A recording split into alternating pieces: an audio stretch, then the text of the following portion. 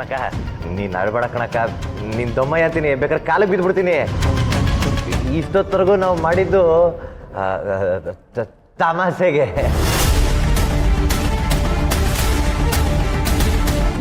ಸೀನಾ ನಿನ್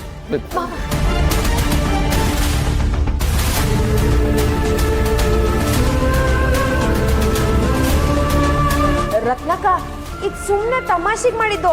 ಊಫಿ ಊಫಿ ಊಫಿ ದಯವಿಟ್ಟು ಸಮಾಧಾನ ಮಾಡ್ಕೊಳೆ, ಅಳ್ಬೇಡ. ನಾನು 100ಕ್ಕಿಂತ ಹೇಳ್ದೆ ಇದೆಲ್ಲ ಮಾಡೋದು ಬೇಡ ಅಂತ, ಆದರೆ ಈ ಗುರುನೇ ಕೇಳಲಿಲ್ಲ. ಏನಿಲ್ಲ ಶಿವಣ್ಣ, ಅದು ರಾಣಿ ಮದುವೆಲಿ ಸೋಮೇಗೌಡ್ರಿಗೆ ಅವಳಿ ಇಟ್ಟಿದ್ವಲ್ಲ, ಅದಕ್ಕೆ ಈ ಮದುವೆಲೂ ಹಂಗೆ ಮಾಡೋದು ಹಾಕೊಂಡ್ವಿ. ಹೇಳ್ಬೇಕು ಅಂದ್ರೆ ನಮ್ಮ ಪರ್ಸುನೇ ಸೋಮೇಗೌಡಂಗೆ ಬೇದಿ ಮಾತ್ರೆ ಕೊಟ್ಟಿದ್ದು. ಅದಕ್ಕೆ ನಾವೆಲ್ಲ ಪ್ಲಾನ್ ಮಾಡಿ ಪರ್ಸುಗೆ ಬೇದಿ ಬರ್ಸ್ಬಿಡವ ಹಾಕೊಂಡ್ವಿ. ನೋಡ್ರೆ ಹಿಂಗಾಗೋಯ್ತು. ಏನ್ಲ ನೀನು ನೋಡ್ದೇನೆ, ತಮಾಷೆ ತಮಾಷೆ ಅಂತ ಇದೆಯಲ್ಲ, ಈಗ ನೋಡು ಅಮಾಸೆ ಆಗಿ ಹೋಗ್ಬಿಡ್ತಿತ್ತು. ಇವ್ರ ಹೆಸರು ಪ್ರೀತಮ್ ಅಂತ.